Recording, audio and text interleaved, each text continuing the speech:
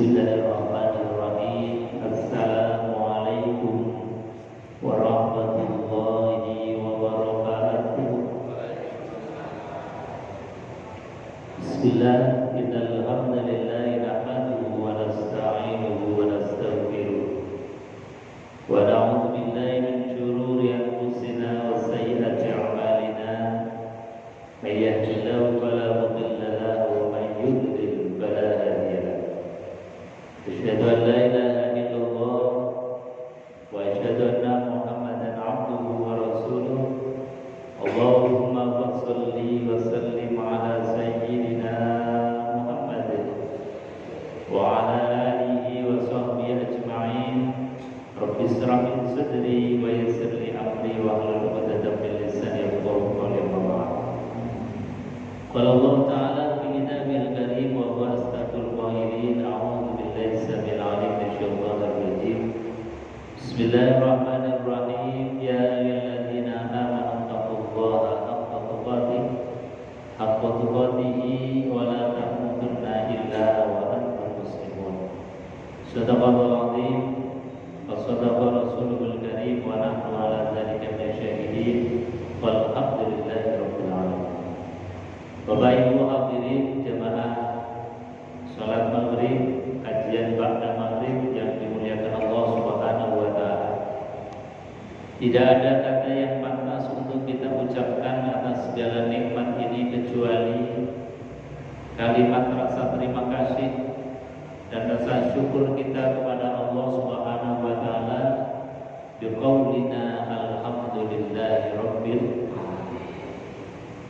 Sebab takdir kita bisa ruku, bisa sujud, bisa bermajelis ilmu merupakan satu anugerah Allah yang tiada terkira.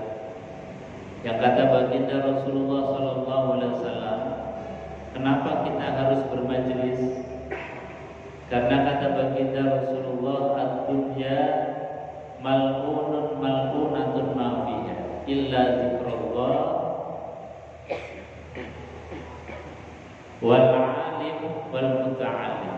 Kata Rasulullah SAW, dunia ini hakikatnya adalah sesuatu yang terlaknat, sesuatu yang dibenci oleh Allah Subhanahu wa taala, yang kita ngalor ngidul dari pagi hingga petang, bahkan sampai petang sampai malam pun disibukkan dengan dunia. Padahal dunia disifati oleh Rasulullah, ad-dunya mal'unatun mal'unun ma fiha. Dunia itu dilaknat. Kenapa dilaknat? Karena hakikatnya dunia itu seringkali melupakan kita terhadap Allah Subhanahu wa taala. Maka dunia yang menjadi baik adalah, kata Rasulullah, illa zikrullah, kecuali dunia yang dijadikan oleh kita sebagai media sarana untuk mengingat Allah Subhanahu wa taala. Au aliman au muta'alliman, dan dunia yang dijadikan sebagai sarana ketika kita itu alim ya mengajar, ketika kita belum bisa ya belajar. Maka dunia yang dijadikan sebagai sarana ibadah untuk kenal dengan Allah Subhanahu wa taala, itulah dunia yang dicintai oleh Allah, itulah dunia yang dirahmati oleh Allah Subhanahu wa taala. Maka sekali lagi ketika kita mendapatkan takdir yang baik, bisa ruku, sujud, bisa ngaji, ini adalah nikmat yang luar biasa, karena udara yang kita hirup adalah udara barokah. Minum yang kita minum atau air yang kita minum adalah air yang barokah. Makan yang kita makan itu adalah makan yang berkah, makan yang dijadikan sebagai wasilah untuk sanggup ibadah kita kepada Allah Subhanahu wa taala. Bapak Ibu hadirin jemaah yang dimuliakan Allah Subhanahu wa taala. Kita lanjutkan kajian Sirah Nabawiyah. Masih tidak henti-hentinya, tidak bosan-bosannya untuk mengkaji, belajar manusia paripurna yang ucapannya itu menjadi hukum, yang perilaku perbuatannya itu menjadi ibadah. Siapapun yang berperilaku meniru Rasulullah maka menjadi ibadah. Siapapun yang meniru apa yang diucapkan oleh Rasulullah SAW itu adalah mengikuti hukum sebagaimana yang diajarkan oleh baginda Rasulullah SAW. Maka mengkaji tentang Nabi Muhammad SAW, manusia paripurna, rasanya tidak bosan-bosan, rasanya kurang terus, rasanya kita masih jauh dari mengenal baginda Rasulullah SAW. Ataupun ketika kita mengenal, kadang-kadang namanya manusia lupa, perlu dicas lagi, perlu diingatkan kembali apa yang dilakukan oleh Rasulullah, karena Allah mengatakan qul in kuntum tuhibbunallah fattabi'uni. Kalau kalian ingin mencintai Allah, jalannya cuma satu, yaitu apa? Mengikuti baginda Rasulullah sallallahu alaihi wasallam. Dan sejarah Rasulullah sallallahu alaihi wasallam itu bukan sejarah dongeng. Sejarah yang diceritakan Quran itu bukan sejarah fiktif. Makanya Quran itu kemudian mendeklar tentang apapun sejarah yang diceritakan oleh Quran, inna hadza lahuwal qasasul haq. Kata Quran, cerita kisah yang diangkat oleh Quran, inna hadza lahuwal qasasul haq. Sesungguhnya hadzal kisah, cerita ini, sejarah ini adalah qasasul haq, sejarah yang hak, bukan fiktif, bukan rekayasa, tetapi itu adalah bukti sejarah yang benar, yang menjadi pelajaran bagi kita orang yang kemudian. Makanya ketika kita membaca Quran, banyak kisah, banyak sejarah yang diangkat oleh Allah, itu menjadi filosofi kita di dalam hidup, bahkan menjadi teori sosial kita. Kadang kita kalau belajar sejarah merasa bahwa itu kan masa lalu, kita kan hidup di masa sekarang, kita hidup di masa modern, maka kenapa harus belajar sejarah masa lalu? Kenapa harus mengikuti orang-orang terdahulu? Padahal apa? Sejarah yang diangkat oleh Allah ataupun diangkat di dalam kisah-kisah sirah nabawiyah itu adalah dalam rangka untuk mendapatkan teori-teori, pelajaran-pelajaran, hikmah-hikmah yang terkandung di dalamnya. Nah, termasuk di dalam bab ini, di dalam artikel yang ke-7 dalam kitab Al-Barzanji, ini masih mengisahkan tentang baginda Rasulullah SAW. Ketika beliau itu lahir, itu ada beberapa perempuan hebat yang menyusui Rasulullah SAW. Disampaikan dalam Al-Barzanji, wa arda'athu ummuh ayyaman summa arda'athu Suwaibatul Aslamiyah. Barzanji mengatakan wa arda'athu, dan menyusui Rasulullah atau Muhammad balita, Muhammad bayi ini. Siapa? Ummuhu, yang pertama adalah ibundanya Rasulullah SAW sendiri, yaitu Aminah. Ayyaman, tetapi bundanya Rasulullah SAW ini hanya menyusui beberapa hari saja. Karena apa? Tradisi orang-orang Arab zaman dulu itu ketika seorang perempuan hamil melahirkan, itu tidak menyusui seperti layaknya atau umumnya kita. Kalau di kita, ibu-ibu yang melahirkan itu menyusuinya sampai sebagaimana perintahnya Quran, itu maksimal dengan 2 tahun. Tapi orang-orang Arab dulu itu punya tradisi, kalau habis melahirkan ibunya kemudian menyusui dan setelah itu dicarikan untuk ibu sambung atau ibu susuan. Ini memang tradisi. Jadi ibunya baginda Rasulullah SAW hanya menyusui beberapa hari saja. Tsumma arda'ahu Suwaibatul Aslamiyah.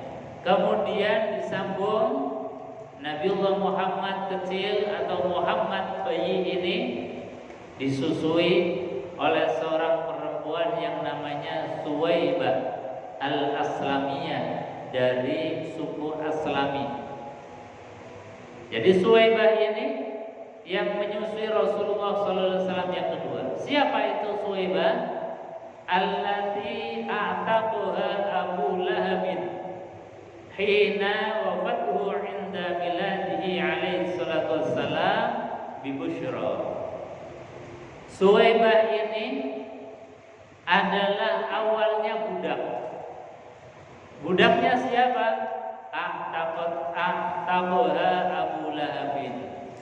Budaknya Abu Lahab, pamannya Rasulullah SAW, yang kemudian ketika Aminah itu melahirkan, Suwaibah ini ngasih kabar kepada Abu Lahab.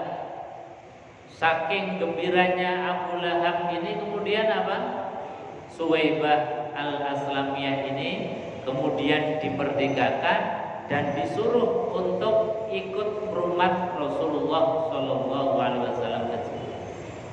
Nah, makanya ini sesuatu yang luar biasa dikabarkan oleh Al-Barzanji, bahwasanya Abu Lahab paman Rasulullah itu yang dinas di dalam Al-Qur'anul Karim, tabbat yada abi lahabin wa tab ma aghna anhu maluhu wa ma kasab sayasla naran dzata lahabin wa imra'atuhu hammalatal hatab fi jidha hablum min masad. Tabbat, celakalah, kata Allah. Siapa? Abi lahabin wa tab. Abu Lahab. Kenapa? Karena Abu Lahab wa imra'atuhu dan istrinya itu senantiasa menghalang-halangi dakwahnya Rasulullah SAW. Abu Lahab ini orang yang paling dibenci, bahkan dinas oleh Allah celaka. Tetapi di dalam riwayat, Abu Lahab yang orang kafir yang menjadi penghalang dakwahnya Rasulullah SAW disebutkan bahwasanya setiap hari Senin mendapatkan keringanan siksa. Kenapa? Ini disebutkan di dalam riwayat Al-Barzanji, karena ketika baginda Rasulullah SAW lahir, beliau mempunyai kegembiraan yang luar biasa, senangnya pol. Buktinya apa kegembiraan Abu Lahab ini? Bahwa dia punya budak namanya Suwaibah yang tiap hari ngurusi rumah kebutuhan keluarga Abu Lahab. Saking gembiranya Abu Lahab dapat ponakan baru, itu dimerdekakan. Bahkan kemudian Suwaibah ini disuruh untuk mengabdi kepada Aminah, ibunya Rasulullah SAW. Bahkan kemudian diriwayatkan di dalam riwayat ini bahwa summa arda'athu Suwaibatul Aslamiyah, seorang perempuan yang hebat dari kalangan budak, tetapi mempunyai kehormatan yang luar biasa. Dia menyusui baginda Rasulullah Sallallahu Alaihi Wasallam. Seorang budak dipercaya oleh Allah Subhanahu Wa Taala melalui lesan dari Abu Lahab, dimerdekakan, disuruh untuk menyusui Rasulullah Sallallahu Alaihi Wasallam. Ini luar biasa. Apa maknanya? Maknanya di dalam hal ini bahwasanya kita di dalam hidup ini agar terhindar dan tidak ada rasa kesombongan di dalam hati. Meskipun kita mungkin lahir di dalam keluarga yang terhormat, dari suku yang terhormat, orang terpandang, orang kaya, tapi jangan lupa bahwasanya tradisikan dan budayakan kita, anak kita makan dari orang-orang yang tidak mampu. Supaya apa? Supaya nanti kita punya rasa bahwa di dalam darah dan daging kita mengalir upaya kasih sayang dari orang lain, agar apa? Kita terhindar dari sifat sombong. Nah, beginilah cara Allah Subhanahu wa taala mendidik Rasulullah sallallahu alaihi wasallam menjadi manusia paripurna yang menjadi uswah hasanah, meskipun beliau terlahir dari komunitas kaum yang paling terpandang, yaitu suku Quraisy.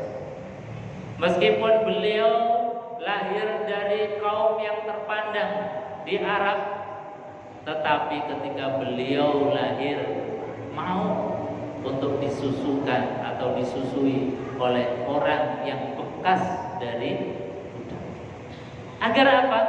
Terpatri di dalam hati sanubari Nabiullah Muhammad sallallahu alaihi wasallam, tidak pernah merendahkan orang yang levelnya di bawahnya. Inilah cara Allah di dalam mendidik baginda Rasulullah sallallahu alaihi wasallam. Fa arda'athu ma abniha Masruqin wa Abi Salamah wa hiya bihi hafiyah.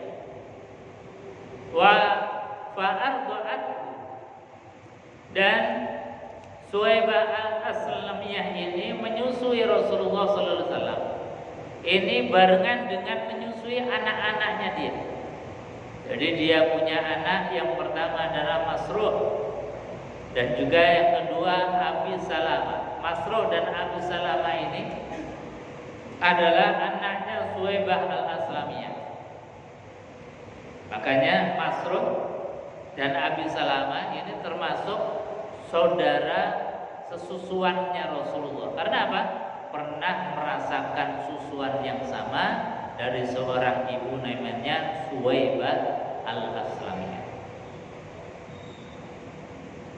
Wa arda'at qablahu Hamzah allati humida fi nusratid din surah. Fa arda'at qablahu, dan juga telah menyusui sebelum menyusui Rasulullah, yaitu Suwaibah pernah juga menjadi ibu susuan paman beliau, namanya Hamzah. Paman beliau itu banyak, diantaranya adalah Hamzah.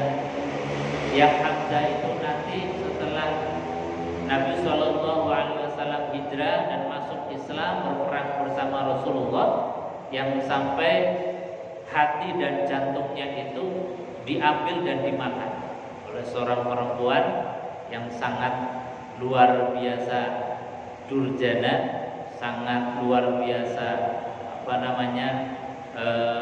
dibenci oleh Allah dan Rasulullah sallallahu alaihi wasallam. Ketika dalam keadaan sudah tidak berdaya dan meninggal dunia, kemudian Hamzah ini diambil jantung kemudian dimakan. Nah, Hamzah ini juga satu susuan dengan Rasulullah SAW, pernah menyusu dari seorang perempuan namanya Suwaibah al-Aslam. Makanya ketika Fathu Makkah, kemudian Hamzah saat itu sudah meninggal dunia.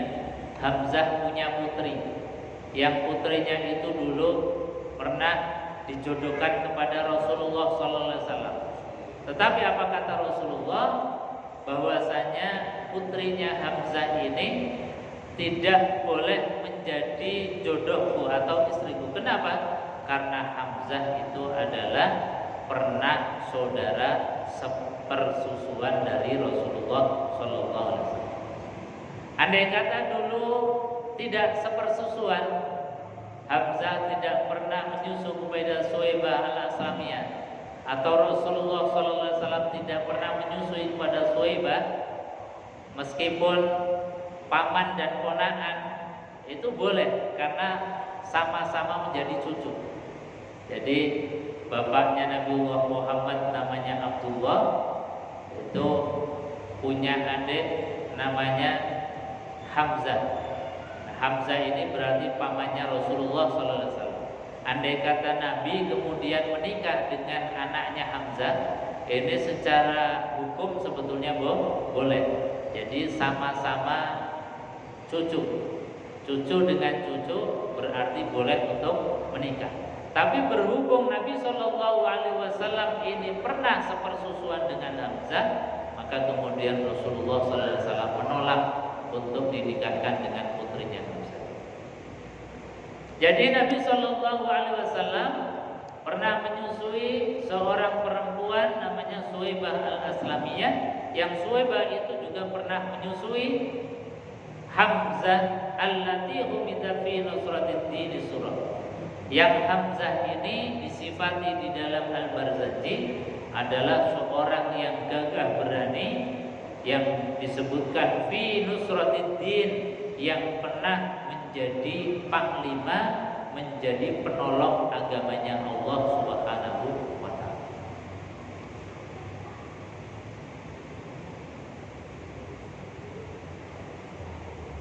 Wa kana sallallahu alaihi wasallam yab'atsu ilaiha minal Madinah bisillatin wa kiswatin hiya biha hariyah.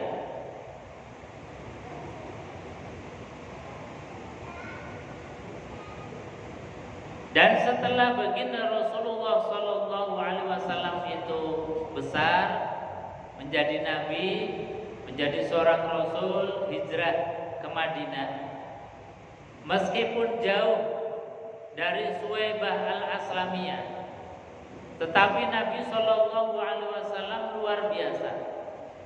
Kebiasaan Rasulullah sallallahu alaihi wasallam apa itu? Ya ba'atsu ilaiha, senantiasa ingat kepada ibu susuannya, bahkan mengirim sesuatu hadiah. Di sini disebutkan bisilatin, untuk menyambung tali silaturahim. Itu beliau seringkali memberikan hadiah kiswatin, yaitu pakaian. Hiya biha hariyah, yang pakaian itu layak dan bagus-bagus. Nah, ini satu teori sosial, satu pelajaran bahwasanya meskipun Suwaibah itu bukan ibu kandungnya, Suwaibah hanya ibu susuan, tapi baginda Rasulullah SAW ketika telah sukses, telah berjaya, meskipun jaraknya jauh dari Mekah ke Madinah, beliau tidak pernah lupa akan jasa-jasa dari Suwaibah al-Aslamiyah. Karena tadi Nabi Muhammad SAW yakin dan merasa di dalam darahnya, di dalam dagingnya itu ada air susunya Suwaibah. Meskipun jauh, beliau mengirimkan hadiah kepada beliau. Meskipun jauh, tidak pernah kemudian lupa akan jasa-jasa beliau. Nah, ini yang seringkali kemudian kita lupa terhadap orang yang pernah berjasa kepada kita. Orang yang makannya dulu pernah kita makan, orang yang minumnya dulu pernah kita nikmati, atau mangganya dulu pernah kita petik, buahnya pernah kita ambil dan sebagainya. Kita kadang-kadang lupa bahwa makanannya orang lain, tetangga kita, saudara kita, atau siapa saja yang pernah masuk di dalam kerongkongan dan perut kita, kemudian kita lupakan. Ya, ini jangan sampai. Ini satu sejarah tradisi Rasulullah, tidak pernah melupakan jasa-jasa. Dan yang lebih penting daripada itu, kata Kata Rasulullah SAW dalam hadis yang lain, jangan pernah melupakan jasa yang dari jasa itu kita kenal Allah, yang dari jasa itu kita kenal Nabi Muhammad, yang dari jasa itu kita ditunjukkan kepada jalannya surganya Allah Subhanahu wa taala. Siapa itu? Yaitu guru-guru kita. Guru kita yang mengajarkan kita tidak bisa belajar Quran, bisa membaca Al-Quran. Guru kita yang membimbing yang dari kita belum bisa untuk sholat yang benar, kita bisa sholat yang benar. Dari guru kita yang mengajarkan, yang menerangkan, yang kemudian mengisahkan baginda Rasulullah, yang mengajarkan syariat, yang mengajarkan Al-Quranul Karim. Orang-orang yang semacam ini lebih layak, kata Rasulullah SAW, untuk kita adabi, untuk kita hormat kepada beliau-beliau. Makanya baginda Rasulullah SAW ini dalam hadis-hadis di dalam kita ini untuk cara menyambung tali silaturahim dengan guru-guru kita, orang yang berjasa kepada kita, termasuk orang tua kita. Ini Rasulullah SAW mengajarkan minimal kata Rasulullah, bersilaturahmilah kita dengan orang tua, bersilaturahimlah dengan guru-guru kita, berdoa minimal dengan doa. Dalam doa kita selipkan doa untuk orang tua kita, dan termasuk doa orang tua kita adalah doa guru kita. Bahkan dalam hadis yang masyhur ini ada di dalam kitab-kitab hadis, termasuk misalnya Riyadhus Shalihin. Baginda Rasulullah SAW itu memberikan satu motivasi yang luar biasa. Kata beliau, abarrul bir ayyazilar rajulu wudda abi. Kata baginda Rasulullah, abarrul bir, sebaik-baiknya kebaikan. Ini bukan sekedar baik, bahasanya Rasulullah bukan kebaikan, tapi abarrul bir, sebaik-baiknya kebaikan. Kenapa Rasulullah membahasakan abarrul bir? Karena kebaikan ini seringkali dilupakan orang. Kebaikan ini sering disepelekan kita. Apa itu? Ayyazilar rajulu wudda abi. Seorang yang masih menyambung tali silaturahim dengan saudaranya ayah, dengan saudaranya ibu, dengan tetangganya orang tua kita, koleganya orang tua kita. Meskipun orang tua sudah berada di alam barzakh, meninggal dunia, bahkan mungkin sudah berpuluh tahun, tetapi ketika kita masih mengunjung saudaranya dari orang tua, masih mengunjungi tetangganya orang tua, masih mungkin bisa silaturahim dengan koleganya orang tua dulu. Itu kata Rasulullah SAW, ketika kita mengunjungi tetangganya orang tua, saudaranya orang tua, temannya orang tua, sama seperti kita mengunjungi orang tua, laksana orang tua itu masih hidup. Ini cara kita bersilaturahim dengan orang yang sudah meninggal dunia, khususnya orang tua kita, guru-guru kita. Dengan cara apa tadi? Ayyazilar rajulu wudda abi, mengunjungi, bersilaturahim dengan siapapun yang pernah terlibat berhubungan dengan orang tua kita, ya saudara, ya tetangga, ya koleganya orang tua. Nah, yang semacam ini kan kita seringkali lupa, menyepelekan. Ketika orang tua kita ini sudah meninggal dunia, seolah-olah sudah tidak ada hubungan dengan tetangganya orang tua. Paling kalau sedulur, saudara, ya nyambung tiap lebaran. Alhamdulillah. Tapi tetangga, kolega dari orang tua kita seringkali kita sepelekan. Padahal Nabi menganjurkan untuk itu. Bahkan bukan hanya silaturahim. Rasulullah SAW itu senantiasa seringkali kemudian menyembelih hewan. yang daging-dagingnya itu dibagikan kepada saudara-saudaranya Khadijah. Jadi Khadijah ketika sudah meninggal dunia, itu kebiasaan baiknya Khadijah dilestarikan, diteruskan oleh Rasulullah SAW, membagikan hadiah daging dari hewan yang disembelih, diberikan hadiahnya kepada saudaranya Khadijah, tetangganya Khadijah, koleganya Khadijah. Karena koleganya Khadijah banyak. Khadijah itu kan saudagar perempuan yang luar biasa, yang konon di dalam sejarah harta kekayaannya Khadijah itu sepertiga dari kekayaan Arab. Itu kan luar biasa. Makanya koleganya banyak. Ketika beliau sudah meninggal dunia, itu beliau Rasulullah SAW senang beri hadiah kepada yang pernah berkaitan dengan Khadijah. Sampai Aisyah itu cemburunya luar biasa. Kata Aisyah, kok koyo-koyo gak ada perempuan lain seperti Khadijah. Sebentar-sebentar yang dibungkap, yang diceritakan, yang disebut Khadijah. Ketika ada apa-apa hadiah yang diberikan tetangga, saudara dari Khadijah. Apa kata Rasulullah SAW? Wahai Aisyah, ketahuilah bahwasanya Khadijah ini semasa hidupnya ini orang yang lomo, orang yang baik. Maka ketika Khadijah ini sudah meninggal dunia, agar kebaikannya itu tetap hidup, maka aku teruskan kebiasaan Khadijah ini. Inilah diantara cara yang diajarkan oleh Rasul.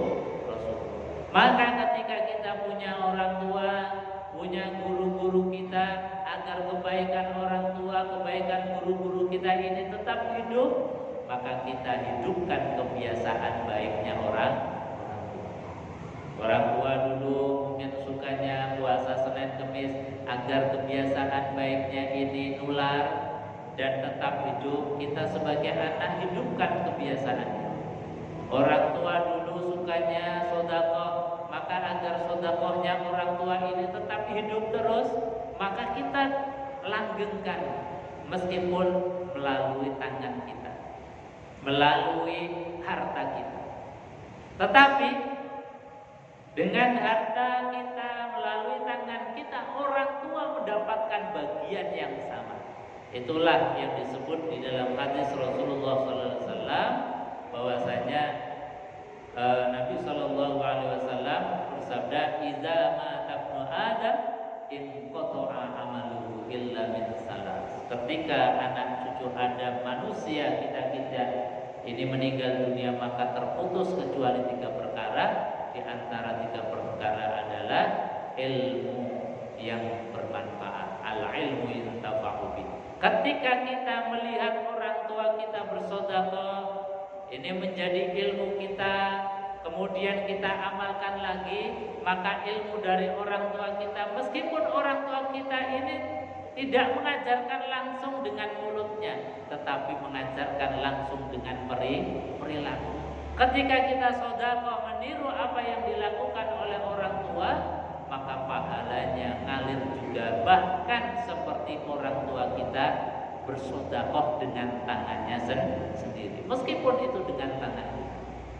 Itulah baginda Rasulullah SAW sampai mengajarkan seperti itu. Jadi biasakan kita mau makan bareng dengan tetangga, makan bareng dengan saudara, kita makan dari makanannya orang lain, meskipun mungkin kalau dalam bahasa kita tidak selera, tidak menjanji, tapi mengingat tadi Rasulullah SAW yang orang paripurna pilihan Allah Subhanahu wa Ta'ala saja, dalam darah dan dagingnya mengalir dari air susu seorang budak yang namanya Suwaibah al-Aslami. Maka ketika kita rasanya kemudian diberikan makan sama tetangga, kok malah kemudian dibiarkan basi atau diberikan kepada orang lain, yang minimal kita meskipun hanya sedikit, kita ngambil berkahnya. Supaya apa? Supaya kita punya ingatan dalam darah dan daging kita ada kontribusi dari orang lain, dari tetangga kita, dari saudara kita. Untuk apa? Menghilangkan sifat yang namanya al-kibr, kesombongan. Bapak Ibu hadirin jemaah yang dimuliakan Allah Subhanahu wa taala. Jadi Nabi sallallahu alaihi wasallam ketika sudah sukses pun tidak pernah lupa terhadap orang yang pernah berjasa, yaitu Suhaibah al-Aslamiyah. Meskipun Suhaibah ini juga menyusui Rasulullah tidak lama. Ila an arada haykalaha raihatul manuni durihi wa wara. Sampai Suhaibah al-Aslamiyah itu meninggal dunia, Nabi SAW sering kali memberikan hadiah. Jadi ngirimi hadiah, dipaketkan melalui orang yang mau ke Mekah, dititipkan ke kafilah yang mau ke Mekah. Ini senantiasa Rasulullah SAW, bahkan dipotret, diabadikan, disejarahkan di dalam Al-Barzanji, ila an arada haykalaha, sampai kepada kematian atau wafatnya Suhaibah al-Aslamiyah. Ini luar biasa. Qila ala dini qaumiha al-fi'atil jahiliyah. Lalu Suhaibah ini sebetulnya agamanya apa? Apakah dia sudah beriman? Apakah dia masih dalam kekafiran? Ini disebutkan qila, menurut satu pendapat Suhaibah itu ala dini qaumiha, beliau masih menganut agama kaumnya, yaitu al-jahiliyah, kaum yang masih jahiliyah. Wa qila aslamat asbatal khilafah Ibnu Mandah wa Hakam.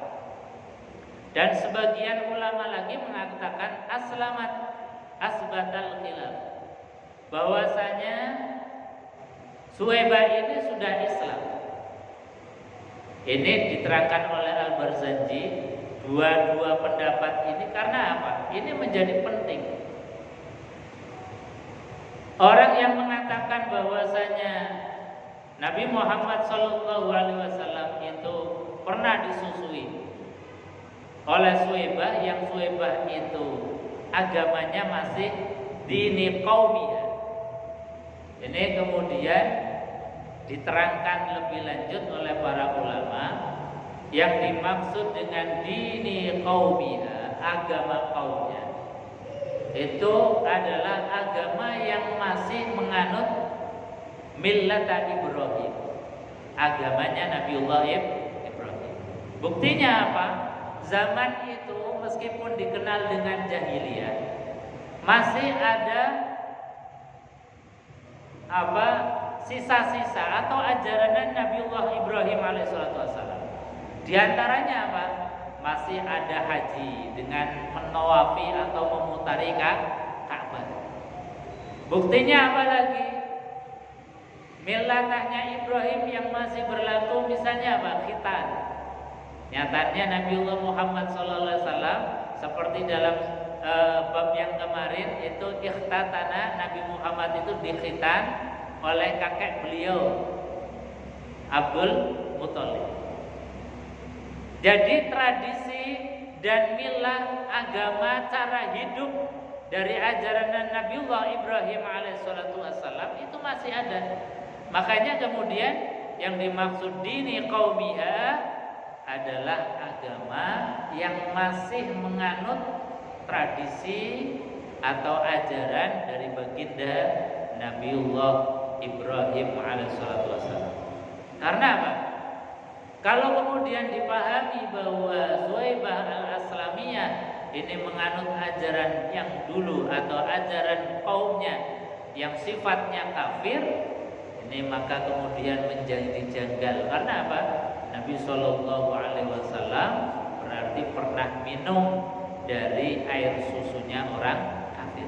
Padahal baginda Rasulullah SAW ini terjaga dari apa-apa yang berkaitan dengan orang kafir. Termasuk dalam kisah ini juga memberikan penjelasan bahwasanya Suwaibatul Aslamiyah ini saja ini disebutkan bahwasanya beliau masih mengikuti milah Nabiullah Ibrahim, apalagi ibunya Rasulullah, apalagi bapaknya Rasulullah Shallallahu Alaihi Wasallam. Sehingga apa?